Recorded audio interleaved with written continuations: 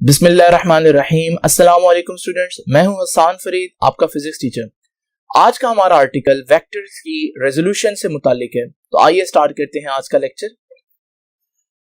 Students, vector की resolution को समझना बहुत क्रूशियल और बहुत क्रिटिकल है, क्योंकि ये कॉन्सेप्ट आपके इंटायर चैप्टर में बार बार इस्तेमाल होगा। तो आज हम इसको बहुत डीप अंडरस्टैंडिंग देंगे और ये कुछ डेफिनेशंस मैंने आप लोगों के सामने लिखी हैं, जिनको भी मैं थोड़ी ही देर में डिफाइन करूंगा कि वेक्टर की रेजोल्यूशन बेसिकली होती क्या है, तो वेक्टर के कंपोनेंट से क्या मतलब है और वेक्टर का रेक्टेंगुलर कंपोनेंट क्या होता है। इससे पहले कि मैं ये डेफिनेशन करूं, क्यों ना पहले हम ये कॉन्सेप्ट लें कि ये रेजोल्यूशन क्या होती है। स्टूडेंट्स, सबसे पहले हम देखते हैं कि कंपोनेंट्स क्या होते हैं। जब मैं बात करूं कंपोनेंट्स की, तो कंपोनेंट्स का मतलब है कि किसी भी चीज के ऐसे दो हिस्से बना दें या तीन हिस्से बना दें या चार या जितना आपका दिल करे, लेकिन उन हिस्सों में ये खास बात होनी चाहिए कि जब आप उनको ऐड करें तो वापस वही आंसर आए जिसके आपने हिस्से बनाए थे। कंपोनेंट्स वेक्टर्स के भी हो सकते हैं, स्केलर्स के भी हो सकते हैं। ऑल्दो इस चैप्टर में हमें पढ़ने चाहिए वेक्टर्स के कंपोनेंट्स, मगर डीप अंडरस्टैंडिंग के लिए क्यों ना पहले आपको एक आसान कॉन्सेप्ट दूं कि स्केलर अगर हम देखें उनके कंपोनेंट से क्या मतलब है। ये देखिए, मेरे पास स्केलर से मुराद होता है डिजिट्स, और डिजिट्स कोई भी डिजिट हो सकता है। मैंने आपके सामने एक डिजिट लिखा 8, मैं आपसे पूछता हूं इस 8 के कंपोनेंट्स बनाएं। क्या डेफिनेशन है कंपोनेंट्स की? कंपोनेंट्स जिनको ऐड करूं तो 8 आए। तो मैं कह सकता हूं 8 का एक कंपोनेंट है 1 और 7, क्योंकि मैं 1 और 7 को ऐड करूंगा तो 8 आएंगे। तो 1 और 7 8 के क्या हुए? कंपोनेंट्स हुए, हिस्से हुए, जिसे उर्दू में कहेंगे हम। क्या सिर्फ यही कंपोनेंट्स बनते हैं? आप कहेंगे नहीं सर, 2 और 6 भी तो 8 के ही कंपोनेंट्स। और अगर मैं 3 और 5 बोलूं तो 3 और 5 भी 8 के कंपोनेंट्स हैं, क्योंकि 3 और 5 को ऐड करूंगा तो 8 आएगा। और फिर 4 और 4 को भी हम देखें तो ये भी 8 के कंपोनेंट्स हैं। लेकिन जब आप इससे मजीद कंपोनेंट्स बनाना चाहेंगे तो फिर हमारे पास 4, आप यहां एक एक बढ़ा रहे हैं, 4 से आगे 5 करेंगे, और यहां कम कर रहे हैं तो 3 करेंगे, और 5 और 3 तो ऑलरेडी हो चुका है। 3 और 5 और 5 और 3 एक ही बात है। तो बच्चे समझते हैं कि भाई कंपोनेंट्स इतने ही बनेंगे, लेकिन ऐसा नहीं है स्टूडेंट्स। ये देखिए, अगर मैं कहूं 8 का एक कंपोनेंट 7.5 एंड 0.5, ये भी तो मिलकर 8 बना रहे हैं, तो फिर ये भी तो कंपोनेंट ही हुआ। तो इसका मतलब हम किसी भी स्केलर की जब बात करें तो कितने कंपोनेंट्स बना सकते हैं? जितना हमारा दिल करेगा, जितने हम चाहेंगे हम उतने कंपोनेंट्स बना सकते हैं। दूसरे अल्फाज में इनफाइनाइट कंपोनेंट्स बना सकते हैं। कितने कंपोनेंट्स बन सकते हैं किसी भी स्केलर के? Infinite components. दूसरी इंपॉर्टेंट बात, अगर आप देखें इसको ऑपोजिट में, 1 और 7 को मैं क्या कर रहा हूं तो 8 आ रहा है, ऐड कर रहा हूं, इसका मतलब एडिशन है ये। लेकिन यहां आज मैं 8 को 1 और 7 में डिवाइड कर रहा हूं, यानी कि आज मैं एडिशन के ऑपोजिट जा रहा हूं। ये कौन सा प्रोसेस है? एडिशन के ऑपोजिट जब भी मैं पूछता हूं कौन सा प्रोसेस है, ज्यादातर बच्चे कहते हैं subtraction, which is entirely wrong. तो बच्चों को ऐसा लगता है जैसे एडिशन का ऑपोजिट सब्ट्रैक्शन होता है। हरगिज नहीं बच्चों, एडिशन का ऑपोजिट ये प्रोसेस है, इसे हम बोलते हैं रेजोल्यूशन। तो यहां से हमें पता चला कि रेजोल्यूशन क्या हुई, फिर किसी भी चीज को उसके कंपोनेंट्स में डिवाइड कर देना, तकसीम कर देना, क्या कहलाता है? उस वेक्टर की रेजोल्यूशन कहलाती है, और वो ये इसके कंपोनेंट्स हैं।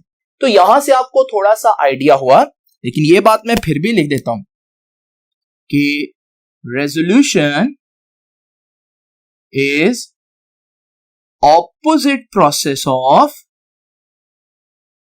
addition। एडिशन का ऑपोजिट प्रोसेस अगर आपसे एमसीक्यू में पूछा जाए तो आप बताएंगे कि एडिशन का ऑपोजिट रेजोल्यूशन होता है। ये तो थी बात स्केलर की, ये चीज अंडरस्टैंडिंग के लिए जरूरी थी, लेकिन ये हमारा आज का आर्टिकल नहीं है। हमारा आर्टिकल है कि वेक्टर्स की रेजोल्यूशन कैसे करनी है। तो आइए हम जरा देखते हैं कि वेक्टर की रेजोल्यूशन से क्या मतलब है। मैंने आप लोगों को बताया कि जब हम बात करते हैं कंपोनेंट्स की, तो कंपोनेंट्स वो चीजें होती हैं जिनको मैं ऐड करूं तो वापस ओरिजिनल चीज आए। तो अगर मैं इसी डेफिनेशन को वेक्टर्स पर अप्लाई करूं तो इस वेक्टर के कंपोनेंट क्या होंगे? वो वेक्टर्स होंगे जिनको मैं ऐड करूं तो वापस यही ए वेक्टर बने।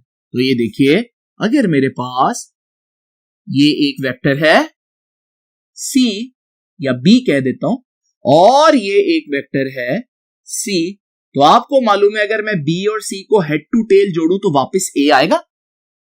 इसका मतलब बी और सी ए के क्या हुए? कंपोनेंट, क्योंकि बी और सी ऐड होकर वापस ए दे रहे हैं। लेकिन क्या यही कंपोनेंट्स बनेंगे? वही वाली लॉजिक। क्या और कंपोनेंट्स बन सकते हैं? बिल्कुल बन सकते हैं। ये देखिए हमारे पास, अगर मैं चाहूं तो मैं ये कंपोनेंट भी बना सकता हूं कि ये बी है और ये सी है। अभी भी ये ए के कंपोनेंट्स हैं क्योंकि ऐड होकर ये हमें वापस ए दे रहे हैं। और फिर अगर मैं चाहूं इस ए के ये दो कंपोनेंट्स भी बना सकता हूं, बी और सी। अब यहां से हमें आइडिया हुआ कि कंपोनेंट्स वो चीज होती है, वेक्टर के केस में भी कंपोनेंट वो चीज होती है जिसको अगर मैं ऐड करूं तो वापस ओरिजिनल वेक्टर आए मेरे पास। लेकिन स्टूडेंट्स, यहां पर अब दो तीन चीजें बहुत इंपॉर्टेंट है समझने वाली। मैं बात कर रहा था पहले स्केलर के कंपोनेंट्स की। कितने कंपोनेंट हो सकते हैं? इनफाइनाइट। लेकिन अगर मैं एक शर्त लगाऊं, शर्त ये है, मैं कहता हूं 8 के कंपोनेंट्स करें, लेकिन शर्त लगा रहा हूं कि कंपोनेंट्स ऐसे हो जो आपस में बराबर हो, तो क्या आप बहुत ज्यादा रेजोल्यूशंस कर सकते हैं? नहीं। फिर आपके पास एक ही ऑप्शन है ये कि मैंने कंडीशन लगा दी 8 के कंपोनेंट्स बनाने की जो आपस में बराबर भी हों। अगर मैं ऐसी ही कंडीशन यहां पर लगाऊं कि वेक्टर ए के कुछ कंपोनेंट्स बनाए, लेकिन ऐसे कंपोनेंट्स बनाए जो आपस में परपेंडिकुलर हो, यहां बराबर की शर्त नहीं बोलूंगा, परपेंडिकुलर की शर्त बोलूंगा, तो अब ये कंपोनेंट्स तो है लेकिन ये परपेंडिकुलर नहीं है क्योंकि ये एंगल 90 नहीं बन रहा। ये भी कंपोनेंट्स है लेकिन परपेंडिकुलर नहीं, लेकिन ये कंपोनेंट्स हैं और ये खैर से परपेंडिकुलर भी हैं। इसका मतलब जिस तरह से ये दो कंपोनेंट्स ज्यादा इंपॉर्टेंट थे, इसी तरह से जब वेक्टर्स की रेजोल्यूशन करते हैं तो कंपोनेंट्स तो बन जाते हैं जितने मर्जी हम चाहें, मगर रेक्टेंगुलर कंपोनेंट्स हमारे पास जो होंगे वो स्पेशल किस्म के कंपोनेंट्स होंगे जो ना सिर्फ उसके कंपोनेंट्स होंगे बल्कि वो आपस में 90 डिग्री पर भी होंगे। इसमें अच्छी बात क्या होगी कि एक अगर एक्स एक्सिस में है तो दूसरा वाई एक्सिस में होगा क्योंकि वो आपस में परपेंडिकुलर है और एक्सिस भी एक दूसरे से परपेंडिकुलर होते हैं। स्टूडेंट्स, ये बातें आप भूल ना जाएं तो क्यों ना इसको जल्दी से आप एमसीक्यू की फॉर्म में एक दफा नोट डाउन कर लें। तो मैं आपसे पूछता हूं स्टूडेंट्स कि maximum number of components of a vector आर, ऑप्शन है आपके पास 1, 2, 3, इनफाइनाइट। तो याद रखिएगा, सबसे पहले मैंने बताया था यहां इंपॉर्टेंट वर्ड क्या है? कंपोनेंट। मैंने कुछ नहीं बोला कौन सा कंपोनेंट। जब कंपोनेंट की बात करते हैं, कंपोनेंट तो आप जितने मर्जी बना दे, तो यहां ऑप्शन हमारे पास क्या आएगा? इनफाइनाइट। वही चीज जो मैंने यहां पर भी एक्सप्लेन किया। थोड़ा सा इस क्वेश्चन को चेंज करते हैं। ये देखिए, मैं कंपोनेंट की बजाय यहां पर वर्ड ऐड कर देता हूं रेक्टेंगुलर कंपोनेंट। अब जब मैं रेक्टेंगुलर कंपोनेंट ऐड करूंगा तो स्टूडेंट्स, रेक्टेंगुलर कंपोनेंट के बाद ये एमसीक्यू की स्टेटमेंट बनेगी कि maximum number of rectangular components आर, वही ऑप्शंस हैं 1, 2, 3 और इनफाइनाइट। अब आपको पता है रेक्टेंगुलर कंपोनेंट्स इनफाइनाइट नहीं हो सकते, तो कितने हुए रेक्टेंगुलर कंपोनेंट्स? ज्यादातर बच्चे सोचेंगे 2, लेकिन ऐसा नहीं है स्टूडेंट्स। रेक्टेंगुलर कंपोनेंट्स 3 होते हैं। यहां सही ऑप्शन 3 है। क्यों? यहां पर जो मैंने बनाया ये एक्स एक्सिस और वाई एक्सिस है, लेकिन आपको मालूम है तीसरा जेड एक्सिस है, तो एक रेक्टेंगुलर कंपोनेंट जो इन पर भी परपेंडिकुलर हो वो जेड एक्सिस में भी हो सकता है। तो फिर यहां पर इसके क्यों 2 कंपोनेंट्स बन रहे हैं? क्योंकि ये है हमारे पास एक ऐसा वेक्टर जिसे हम बोलते हैं प्लेन वेक्टर। मैंने फर्स्ट लेक्चर में बताया था जिसके सिर्फ 2 एक्सिस हो। अगर ये एमसीक्यू जो है मैं इसमें वेक्टर की बजाय प्लेन वेक्टर कर दूं तो ये बन जाएगा maximum number of rectangular components of a plane vector. इस सूरत में फिर से वही ऑप्शन अगर हमारे पास हो तो यहां पर फिर हमारे पास ऑप्शन जो है वो 2 रेक्टेंगुलर कंपोनेंट्स वाला सही होगा, क्योंकि जब हम प्लेन वेक्टर की बात करते हैं तो उसमें सिर्फ और सिर्फ दो रेक्टेंगुलर कंपोनेंट। एक और बात मैं आपको जुबानी बता देता हूं, और वो ये है कि अक्सर पूछा जाता है कि हमारे पास क्या कंपोनेंट अपने वेक्टर से बड़ा हो सकता है?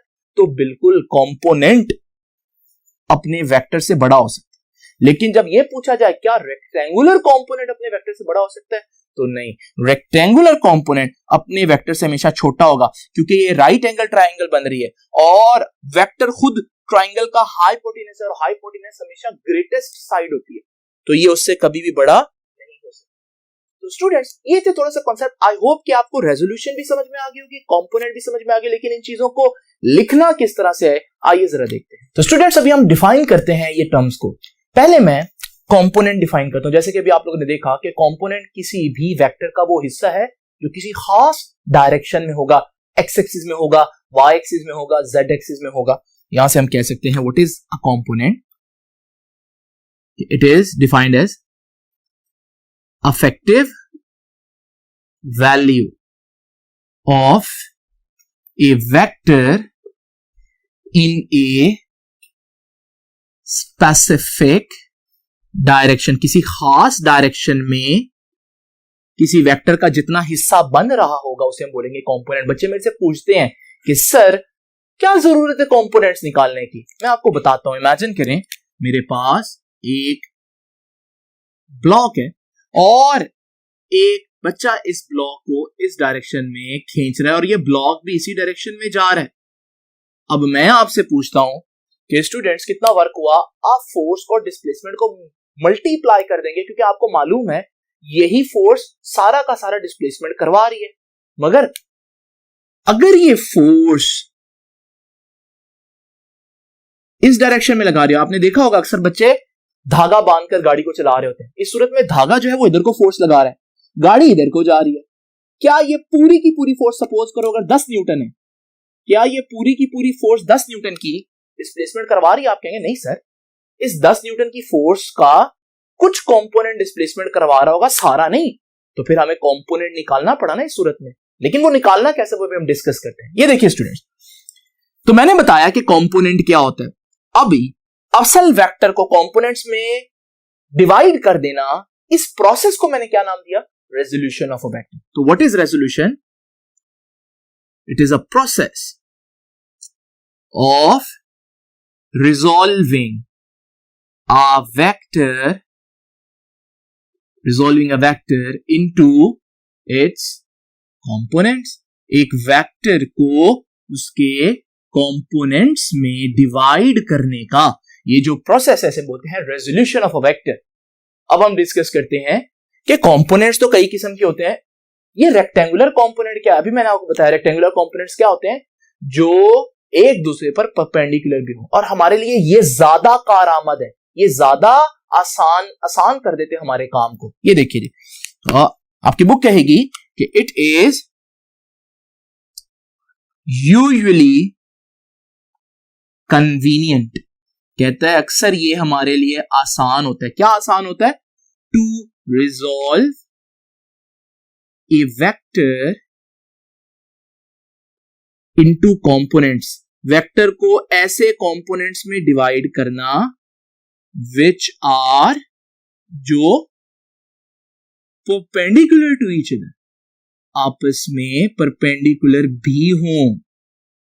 और इन्हें हम क्या बोलेंगे? इन्हें हम बोलेंगे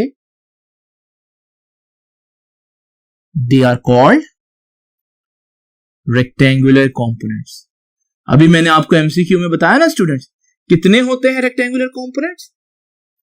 अगर हमारे पास एक प्लेन वेक्टर हो, यानी कि एक ऐसा वेक्टर हो जिसके दो एक्सिस हो, तो फिर हमारे पास उसके रेक्टेंगुलर कंपोनेंट्स भी दो ही होंगे, एक्स कंपोनेंट और वाई कंपोनेंट।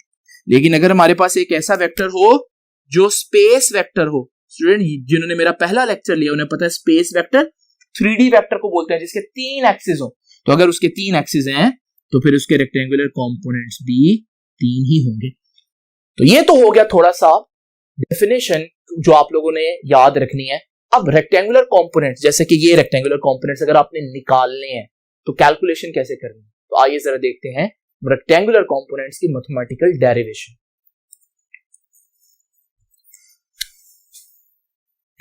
स्टूडेंट सबसे पहले मैं थोड़ा सा आपको बता दूं कि आपने अगर ये लॉन्ग क्वेश्चन आता है तो इसको अटेम्प्ट कैसे करना है। आपने हेडिंग देनी है एक्सप्लेनेशन की। अब एक्सप्लेन कैसे करना है, एक्सप्लेनेशन में मेजॉरिटी ऑफ द टाइम आपकी बुक क्या करेगी, दो बातें आएंगी, डायग्राम और उसी की एक्सप्लेनेशन। तो पहले तो मैं आप लोगों को बताता हूं वेक्टर को रिजॉल्व करने का ये जो डायग्राम है ये कैसे बनानी है। तो सबसे पहले तो हमारे पास एक वेक्टर ही होना चाहिए। ये देखिए स्टूडेंट्स, मेरे पास ये एक्स एक्सिस और वाई एक्सिस है, कोऑर्डिनेट्स सिस्टम है, रेक्टेंगुलर कोऑर्डिनेट सिस्टम। मैं यहां पर आपके सामने एक वेक्टर बना देता हूं। ये वेक्टर स्टार्ट हो रहा है पॉइंट ओ से और ये एंड हो रहा है पॉइंट पी पर। तो ये जो वेक्टर है जो कि लाइन ओपी बता रही है, इसे हम बोलते हैं कि ये है वेक्टर ई। अब जैसे कि मैंने बताया इसके रेक्टेंगुलर कंपोनेंट्स करने कैसे करने, बहुत आसान है। आप इसके रेक्टेंगुलर कंपोनेंट्स इस तरह से करेंगे कि आप एक लाइन सीधी एक्स एक्सिस तक लेकर जाएंगे और एक लाइन बिल्कुल परपेंडिकुलर वाई एक्सिस तक लेकर जाएंगे। ये लाइन एक्स एक्सिस पर जितना हिस्सा कट करेगी वो होगा उस वेक्टर का एक्स कंपोनेंट, और ये लाइन जितना वाई एक्सिस पर कट करेगी ये इस वेक्टर का उतना हिस्सा बन जाएगा उसका वाई कंपोनेंट। तो ये हो गया हमारे पास एक्स कंपोनेंट और वाई कंपोनेंट। और यहां पर अगर ये एक्स कंपोनेंट है तो फिर ये भी तो उतना ही हिस्सा है, तो मैं इसको भी एक्स कंपोनेंट कह सकता हूं। और अगर ये वाई है तो ये भी वाई कंपोनेंट कहलाया जा सकता है, इसमें कोई हर्ज नहीं है। अब हमारे पास ये जो एंगल है जिस पर वेक्टर था, ये एंगल है एंगल थीटा। नाउ स्टूडेंट्स जरा देखते हैं कि एक्सप्लेनेशन में आप लोगों ने क्या लिखना है। आपने यही सारी बातें लिखनी है। ये पॉइंट्स को आप नाम दे देंगे, इस पॉइंट को आप m कह दें, इस पॉइंट को आप n कह दें। तो आप क्या लिखेंगे, बुक की लाइंस इस तरह से होगी कि consider a vector in x y plane at an angle theta, और फिर आप बताएंगे आप उसको रिजॉल्व करेंगे, एक लाइन ड्रॉ करेंगे which will cut x axis on point m and y axis on point n. So ON is your y component, OM is your x component. याद है हम लोगों ने पढ़ा था कि x component और y component में खास बात क्या है। यहां पर मैं लिख दूं कि आप लोगों ने यहां से आगे बुक की लाइंस लिखनी है खुद ही। लो भाई अब जरा देखें कंपोनेंट में खास बात क्या होती है, अगर आप उनको ऐड करें तो वापस ओरिजिनल वेक्टर बनता है, यही बताया था मैंने। तो जरा देखें, मैं कह सकता हूं कि अगर x कंपोनेंट को ऐड करूं और y कंपोनेंट को ऐड करूं तो मेरे पास क्या बनेगा, ओरिजिनल वेक्टर बनेगा। नाउ स्टूडेंट्स यहां पर एक इश्यू है, और वो इश्यू क्या है कि आप देख सकते हैं x और y तो स्केलर्स है, क्योंकि मैग्नीट्यूड है, स्केलर्स ऐड होकर वेक्टर थोड़ी ना आ सकते हैं। इसका मतलब मुझे या तो इनके ऊपर वेक्टर का निशान डालना पड़ेगा, और अगर मैं ये नहीं करना चाहता तो फिर मुझे इनके साथ इनके यूनिट वेक्टर लगाने पड़ेंगे। आपको याद है x एक्सिस में यूनिट वेक्टर i हैट होता है और y एक्सिस में usually unit vector j hat होता है। तो फिर मैं यहां पर i हैट और j हैट लिख देता हूं। तो ये हम इक्वेशन लिख सकते हैं यहां पर। अब जरा x कंपोनेंट भी निकालते हैं और y कंपोनेंट भी निकालते हैं। तो स्टूडेंट्स सबसे पहले x कंपोनेंट, बहुत आसान काम है ये। x कंपोनेंट कैसे निकालना है जरा देखते हैं। स्टूडेंट आप देख सकते हैं अगर मैं इस एंगल का कॉस लूं, किसी भी ट्राइंगल में कॉस थीटा किसके बराबर होता है, मैं यहां लिख देता हूं इन ट्राइंगल OMP। ये जो ट्राइंगल है OMP, कॉस थीटा किसके बराबर होता है, कॉस थीटा बराबर होता है बेस ओवर हाइपोटेन्यूज। तो बेस ओवर हाइपोटेन्यूज, बेस क्या है, थीटा के साथ वाली बेस OM ओवर हाइपोटेन्यूज क्या है, हाइपोटेन्यूज लॉन्गेस्ट साइड होती है यानी कि A। मैं वेक्टर नहीं लिखूंगा, मैं OP मैग्नीट्यूड लिखूंगा, क्योंकि यहां पर हम मैग्नीट्यूड को डिस्कस करेंगे। अब OM कितना है, OM का मैग्नीट्यूड तो x कंपोनेंट जितना है तो AX, और OP का मैग्नीट्यूड तो A का मैग्नीट्यूड है। यहां से cos theta AX over A है, तो AX किसके बराबर आएगा स्टूडेंट, जरा तवज्जो कीजिएगा, A उधर जाकर मल्टीप्लाई हो जाएगा तो AX आ जाएगा A cos थीटा की। लो जी स्टूडेंट्स, वो फार्मूला जो हमारे पास x कंपोनेंट का था वो आ गया। मैं इसको कह देता हूं कि this is our equation number 1। अब बात रह गई y कंपोनेंट्स की। एक्स कंपोनेंट आ गया जी। वाई कंपोनेंट क्या होगा वो भी देख लेते हैं स्टूडेंट्स। वाई कंपोनेंट, जैसे पहले मैंने कॉस थीटा लिया, अब मैं लेता हूं साइन थीटा, और साइन थीटा लूंगा तो साइन थीटा किसके बराबर आता है? Perpendicular over hypotenuse. परपेंडिकुलर क्या होती है? 90 के थीटा के सामने वाली साइड, तो परपेंडिकुलर क्या बना इसमें? पीएम बना। स्टूडेंट हाइपोटेन्यूज क्या होती है? Longest side. लॉन्गेस्ट साइड क्या है यहां पर? लॉन्गेस्ट साइड है ओपी। अब पीएम क्या है? पीएम है हमारे पास वाई कॉम्पोनेंट, ये देखिए ए वाई, और ओपी है ए। यहां से साइन थीटा इसके बराबर है, तो ए वाई किसके बराबर आएगा स्टूडेंट्स? ए वाई बराबर आएगा, ए उधर जाकर मल्टीप्लाई होगा, तो A Y is equal to A sine theta. तो आप लोगों ने स्टूडेंट्स देखा कि किस तरह से अगर आप चाहें तो किसी वेक्टर से उसका कंपोनेंट निकाल सकते हैं। सिर्फ आपको क्या चाहिए? एंगल चाहिए, और आप वो वैल्यू पुट करें तो आपके पास एक्स कंपोनेंट भी आ जाएगा और वाई कंपोनेंट भी। लेकिन आपको साइन और कॉस की वैल्यूज कुछ फेमस एंगल्स के लिए याद रखना जरूरी है, जैसे 30 का कितना होता है, 60 का, 45 डिग्री का। स्टूडेंट्स, इससे पहले कि आप कंफ्यूज हो इन फॉर्मूलों को देखकर, क्यों ना हम एक दफा इसको थॉरली देख लें कि एमसीक्यू की फॉर्म में आप लोगों ने क्या क्या पूछा जा सकता है आप लोगों को। तो आइए जरा देखते हैं एमसीक्यू। स्टूडेंट्स, जरा देखते हैं कि ये एमसीक्यू आप किस तरह से सॉल्व करेंगे। तो एमसीक्यू कुछ इस तरह से है कि एट व्हाट एंगल, किस एंगल पर AX और AY बराबर है। क्या पूछना?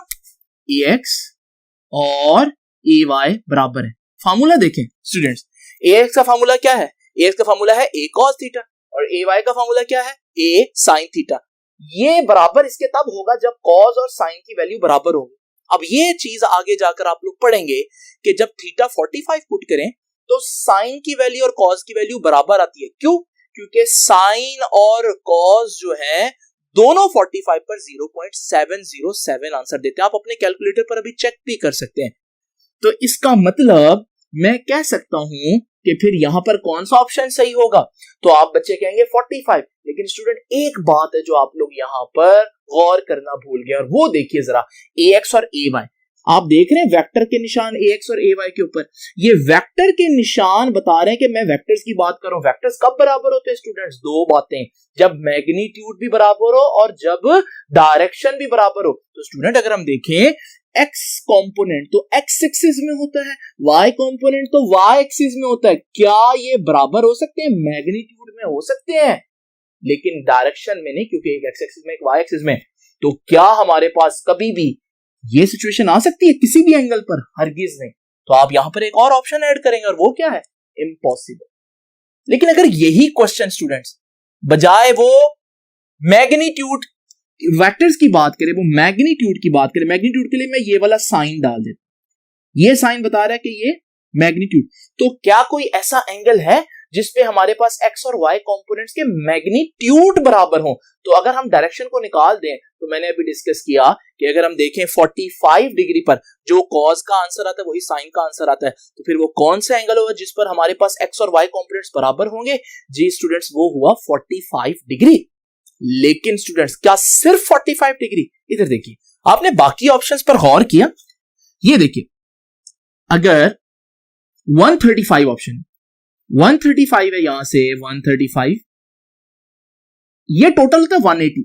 अगर ये 135 है तो फिर हमारे पास ये कितना बचेगा? यहां पर ये बनेगा 45 डिग्री स्टूडेंट्स। तो 45 डिग्री बनेगा, तो जितना हमारे पास वाई कंपोनेंट उतना ही हमारे पास एक्स कंपोनेंट होगा। अगर आप देखेंगे ये जो हमारे पास 225 है, वो 225 आपके पास यहां से यहां तक बनेगा 225, इतना तो बनता है 180। तो फिर ये नेक्स्ट आगे मजीद कितना बनेगा? 45 डिग्री। इसी तरह चौथा एंगल जो है वो फोर्थ क्वाड्रेंट में 45 डिग्री बन रहा है। इसका मतलब ये सारे एंगल्स किसी ना किसी क्वाड्रेंट में 45 डिग्री बन रहे हैं, और 45 डिग्री पर मैग्नीट्यूड बराबर होते हैं। तो 45 डिग्री ऑप्शन ए तो सही है, लेकिन 135, 225 डिग्री और हमारे पास 315 डिग्री ये भी अपने अपने क्वाड्रेंट के अंदर 45 डिग्री ही बनते हैं और हमारे पास इसमें मैग्नीट्यूड सेम ही आएगा। तो इसमें भी हमें एक ऑप्शन ऐड करना पड़ेगा और वो है कि ऑल ऑफ दीज के ये सारे आंसर सही हैं, यानी इन सब एंगल्स पर मैग्नीट्यूड सेम है। तो 45 कब करना है? अगर आपके पास यही एमसीक्यू हो और हमारे पास ऑप्शन कुछ इस तरह से हो 45, 30 डिग्री, 60 डिग्री, 90 डिग्री, इस सूरत में हम फिर यहां पर तो सिर्फ 45 डिग्री चलेगा, तो यहां पर हम 45 करेंगे। देखिए छोटी छोटी बातें हैं जिनको आप लोगों ने ध्यान से देखना है। अब जरा एक और इंपॉर्टेंट बात देखते हैं। ये डायग्राम देखें स्टूडेंट, एक वेक्टर है 10 न्यूटन का और ये वेक्टर जो है वो 30 डिग्री बना रहा है। मैं पूछता हूं बताएं कंपोनेंट्स निकालना। अब कंपोनेंट निकालना है एक्स कंपोनेंट, तो एक्स कंपोनेंट का फार्मूला क्या है? एक्स कंपोनेंट का फार्मूला है students ax = a cos theta. अब हमारे पास यहां पर a मैग्नीट्यूड है वो तो 10 न्यूटन और cos थीटा, थीटा कितना है? थीटा तो 30 दिया हुआ है और cos 30 होता है 0.86, तो जब 10 से मल्टीप्लाई होगा ये बन जाएगा 8.6 न्यूटन।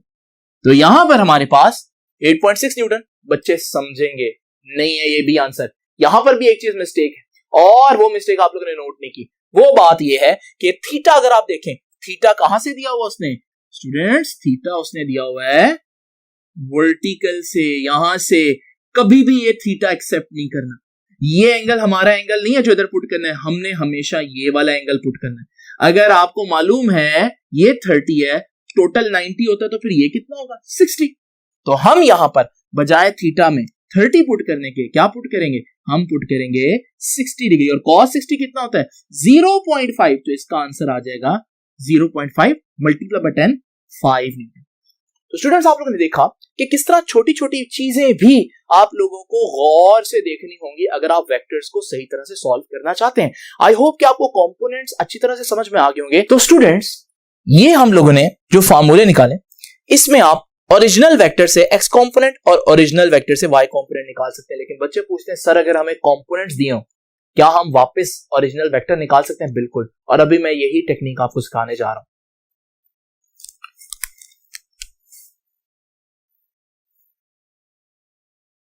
तो हम कहेंगे कि रिजल्टेंट फ्रॉम कंपोनेंट्स। अभी तक हम कंपोनेंट्स निकाल रहे थे रिजल्टेंट से, लेकिन अब मैं कहूंगा रिजल्टेंट निकालें कंपोनेंट्स। तो देखिए जी, वही ट्राइंगल लेते हैं in triangle OMP, this triangle OMP, और इस ट्राइंगल में मैं कहूंगा पाइथागोरस थ्योरम आप लोगों ने पढ़ा। पाइथागोरस थ्योरम क्या कहता है कि हमारे पास हाइपोटेनस का square is equal to base square plus perpendicular square. अब हाइपोटेनस क्या है? ये साइड, और ये साइड तो OP है। बेस क्या है? थीटा के साथ वाली ये वाली साइड OM, और परपेंडिकुलर क्या है स्टूडेंट? थीटा के सामने वाली साइड राइट एंगल ट्रायंगल में PM। अब जरा देखते हैं क्या इनके स्पेशल नेम बनते हैं? बिल्कुल, OP तो A है,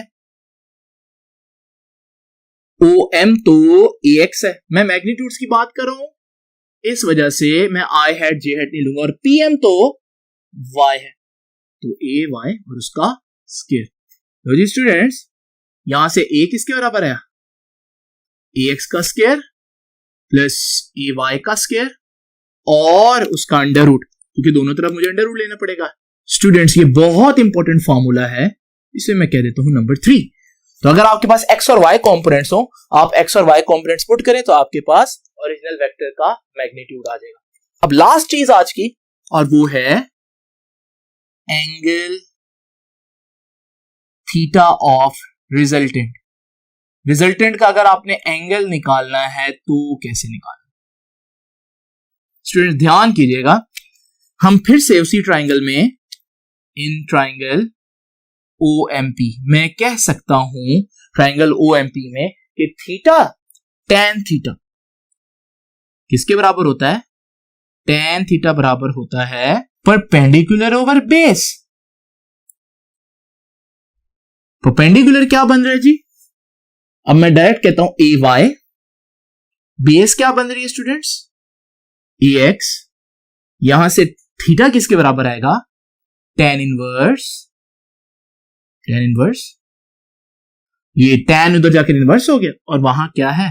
ay ओवर ax। तो ये हमारे पास अगर आपको थीटा निकालना हो तो फिर ये फॉर्मूला लगाएंगे, और अगर आपको वेक्टर ए का मैग्नीट्यूड निकालना हो तो फिर हम ये फॉर्मूला लगाएंगे। आइए इन दोनों फॉर्मूले से रिलेटेड भी एक दो इंपॉर्टेंट बातें देखते हैं। पहली बात, अगर आपका x कंपोनेंट नेगेटिव है, y कंपोनेंट नेगेटिव है, आपके वेक्टर का मैग्नीट्यूड नेगेटिव नहीं हो सकता। क्यों? क्योंकि अब आप स्क्वायर लेंगे तो आपका आंसर तो पॉजिटिव हो जाएगा। तो ये वो आपसे शॉर्ट क्वेश्चन पूछेगा, क्या किसी वेक्टर का मैग्नीट्यूड नेगेटिव हो सकता है? आप कहेंगे नहीं, कभी भी नहीं हो सकता।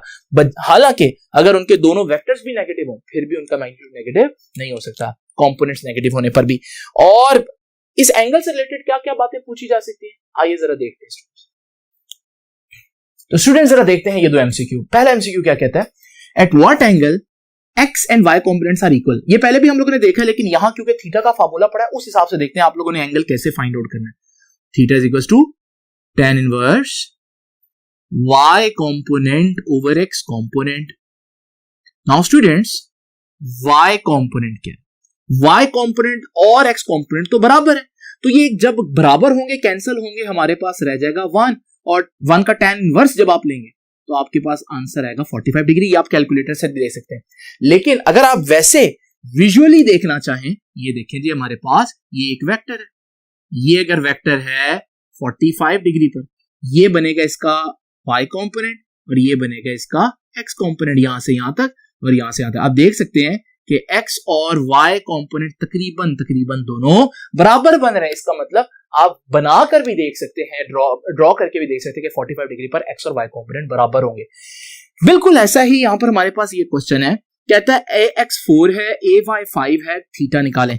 अब आप स्टूडेंट्स फौरन से फार्मूला लगाएंगे कि theta is equal to tan inverse ऊपर y कंपोनेंट नीचे x कंपोनेंट, y कंपोनेंट और x कंपोनेंट जैसे ही आप वैल्यूज पुट करेंगे तो 5 पुट करेंगे और 4 पुट करेंगे, और जैसे ही आप इसको सॉल्व करने लगेंगे, अगर आप एम कैट कर रहे हैं या ई कैट कर रहे हैं तो आपको पता चलेगा कि यार यहां तो मैं थीटा निकाल ही नहीं सकता, क्योंकि tan इनवर्स निकालने के लिए आई नीड अ कैलकुलेटर, और कैलकुलेटर तो वहां पर अलाउ नहीं है। यहां पर क्या करें?